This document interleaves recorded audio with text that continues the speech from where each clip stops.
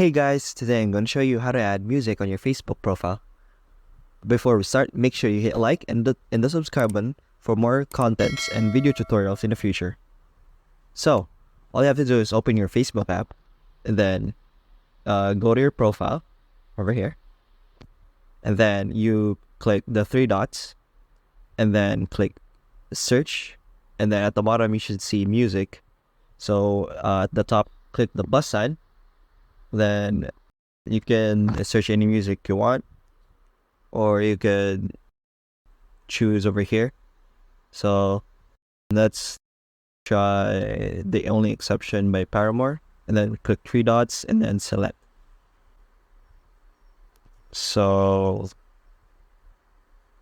and then you go back and then click pin to profile.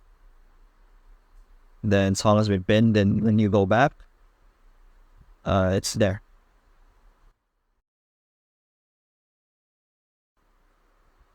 So I hope this video helped. See you next time.